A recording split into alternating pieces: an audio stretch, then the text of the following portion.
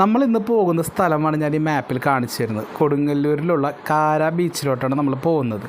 അപ്പോൾ പെരുന്നാളിൻ്റെ 2ാം ദിവസമാണ് ഇന്ന്. അപ്പോൾ കുട്ടികളെയും കൊണ്ടുവന്ന് കറങ്ങാൻ പോകുന്നതാണ്. അപ്പോൾ ഈ കാര ബീച്ച് തന്നെ സെലക്ട് ചെയ്യാൻ ഒരു കാരണമുണ്ട്. അപ്പോൾ ഈ ബീച്ചിൻ്റെ ഇപ്പോഴുള്ള അവസ്ഥ നിങ്ങൾ നോക്കിക്കോളൂ. കാരണം ഇതിപ്പോൾ ഭരണി കഴിഞ്ഞതിൻ്റെ പേരിലാണ് കുറച്ച് ചവറും കാര്യങ്ങളൊക്കെ, അല്ലെങ്കിൽ ഇത്രയും വൃത്തികേടും കാര്യങ്ങളൊന്നും ഈ ഭാഗത്തില്ല. അപ്പോൾ ഇതിന് ക്ലീൻ ചെയ്യേണ്ട കാര്യങ്ങളൊക്കെ ഉണ്ട്.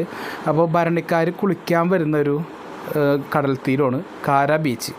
അപ്പോൾ നമ്മളിന്ന് വന്നിരിക്കുന്നത് കുട്ടികളെയും കൊണ്ട് നമ്മൾ ഇറങ്ങിയതാണ്. അപ്പോൾ തൊട്ടടുത്ത് മുനക്കൽ ബീച്ച് ഉണ്ടെങ്കിലും അവിടേക്കുള്ള വഴിയൊക്കെ ഭയങ്കര ബ്ലോക്കായതിൻ്റെ പേരിൽ പിന്നെ നല്ല തിരക്കുമായിരിക്കും ബീച്ചിൽ. അപ്പോൾ കാര ബീച്ച് അതുകൊണ്ടാണ് നമ്മൾ സെലക്ട് ചെയ്തത്. അപ്പോൾ കാര ബീച്ച് കൊടുങ്ങല്ലൂരിൽ നിന്നും ഒരു ഏകദേശം ഒരു 6-6.5 കിലോമീറ്റർ ദൂരമാണ് ഉള്ളത്. അപ്പോൾ വളരെ നല്ലൊരു ബീച്ചാണ്. അപ്പോൾ ഒറ്റയ്ക്കൊക്കെ ഇരിക്കാൻ ഇഷ്ടപ്പെടുന്നവർക്കൊക്കെ പറ്റിയ ബീച്ചാണ് കേട്ടോ. കണ്ടില്ലേ, നല്ലൊരു ആംബിയൻസ് ആണ്. അപ്പോൾ തൊട്ടടുത്ത് തന്നെ കടലാക്രമണത്തിൽ തകർന്ന ഒരു വീടും ഫാക്ടറിയൊക്കെ എന്ന് തോന്നുന്നു, ചെറിയൊരു ഫാക്ടറിയുടെ ഒക്കെ ഒരു അവശിഷ്ടങ്ങളൊക്കെ നമുക്ക് കാണാമായിരുന്നു. അപ്പോൾ ഇവിടെ പുലിമുട്ട് നിർമ്മിച്ചിരിക്കുന്ന കല്ലുണ്ട്. അപ്പോൾ ഈ കല്ലിലൊന്നും ആരും കയറാൻ ശ്രമിക്കരുത്, കാരണം മുഴുവൻ പായലാണ്, നല്ല പോലെ പായലുണ്ട്. നമ്മളതിൻ്റെ അറ്റത്തായിട്ടൊരു ഷിപ്പ് കണ്ടിരുന്നു. അപ്പോൾ ബലമായ സംശയം ഇത് ലക്ഷദ്വീപിലോട്ടുള്ള ഷിപ്പാണെന്നാണ് സംശയം. കാരണം നമ്മൾ സിനിമയിലും ന്യൂസിലും ഒക്കെ ഇങ്ങനത്തെ ഷിപ്പ് നമ്മൾ കണ്ടിട്ടുണ്ട്, ലക്ഷദ്വീപിലോട്ട് പോകുന്നു എന്നുള്ള രീതിയിലുള്ള ഷിപ്പൊക്കെ കണ്ടിട്ടുണ്ട്. അപ്പോൾ കുട്ടികളൊക്കെ ഇവിടെ കളിക്കാൻ തുടങ്ങിയിട്ടുണ്ട്. അപ്പോൾ അറ്റത്ത് കടലിൻ്റെ അകത്ത് കുട്ടികൾ കളിക്കുന്നുണ്ടായിരുന്നു. പക്ഷേ നമ്മുടെ കുട്ടികൾക്ക് നീന്തലൊന്നും തീരെ വശമില്ലാത്തതിൻ്റെ പേരിൽ പുലിമുട്ടിനോട് ചേർന്നിട്ടുള്ള കടലിൽ മാത്രമാണ് നമ്മൾ ഇറക്കിയിരിക്കുന്നത്. അപ്പോൾ ഇവിടെയൊക്കെ കുട്ടികളൊക്കെ ഓപ്പണായിട്ട് കളിക്കുന്നുണ്ട്, കുറച്ച് കുട്ടികൾ. അപ്പോൾ നിങ്ങൾക്ക് കാണാം ആ കടലിൻ്റെ തൊട്ടടുത്ത് പോയി നിന്നിട്ട് കളിക്കുന്നത്.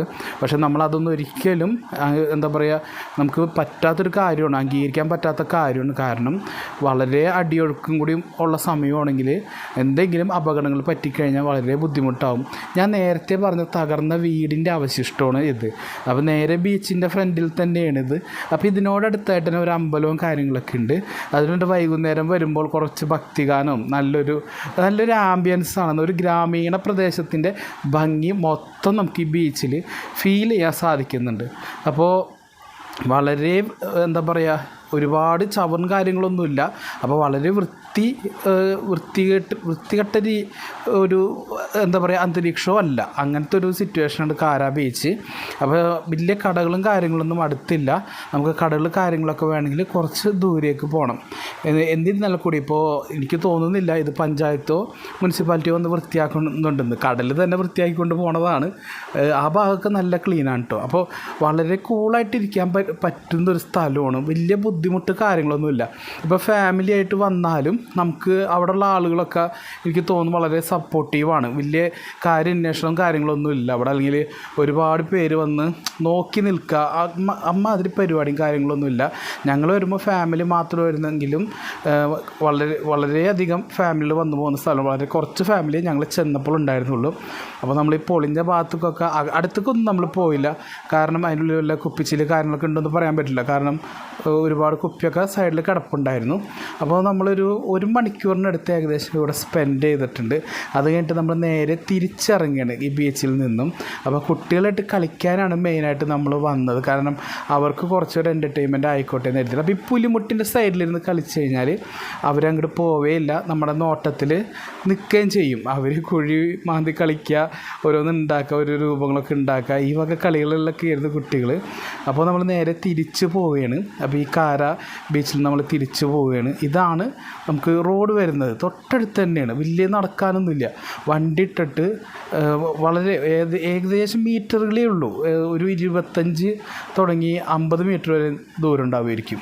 അത്രയും ദൂരമുള്ളൂ നമുക്ക് വണ്ടി നിർത്തിയിട്ട് നടക്കാനായിട്ട്. ഇതാണ് ഈ ഒരു പ്രദേശം വരുന്നത്, ബീച്ചിൻ്റെ പ്രദേശം വരുന്നത്. ഞാൻ പറഞ്ഞ അമ്പലം ഈ ലെഫ്റ്റ് സൈഡിൽ കാണുന്നതാണ് കേട്ടോ. അപ്പോൾ അവിടുന്ന് പാട്ടും കാര്യങ്ങളൊക്കെ ഉണ്ടായിരുന്നു. നല്ലൊരു ആംബിയൻസ് ആയിരുന്നു. ഒരു ഗ്രാമീണ പ്രദേശത്തിൻ്റെ ഭംഗി ഇപ്പോഴും ഇവിടെ കൈവിട്ടിട്ടില്ല. ഇവിടെ ചെറിയൊരു ഫാക്ടറി കാര്യങ്ങളൊക്കെ ഉണ്ട്. അപ്പോൾ ഇലക്ഷൻ ബോർഡ് കാര്യങ്ങളൊക്കെ വന്നിട്ടുണ്ട്. അപ്പോൾ നമ്മളിനി നേരെ പോകുന്നത് കാര സെൻറ്ററിലോട്ടാണ്. ഈ കാര സെൻറ്റർ എന്ന് പറഞ്ഞു കഴിഞ്ഞാൽ കൊടുങ്ങല്ലൂരിലെ കോതപറമ്പിൽ നിന്നും പടിഞ്ഞാട്ട് വരുന്ന വഴി ഈ റോഡാണ് വന്ന് ചേരുന്നത്. അപ്പോൾ നമ്മളിവിടെ വന്നിരിക്കുന്നത് കുറച്ച് കുട്ടികൾക്ക് സ്വീറ്റ്സ് കാര്യങ്ങളൊക്കെ വാങ്ങിച്ച് കൊടുക്കാനുണ്ട്. അപ്പോൾ അതിന് വേണ്ടി നമ്മൾ വന്നിരിക്കുകയാണ്. അപ്പോൾ കുട്ടികളെയും കൊണ്ട് വൈഫ് ഈ ഷോപ്പിൻ്റെ അകത്തേക്ക് പോയിട്ടുണ്ട് സാധനങ്ങൾ വാങ്ങാനായിട്ട്.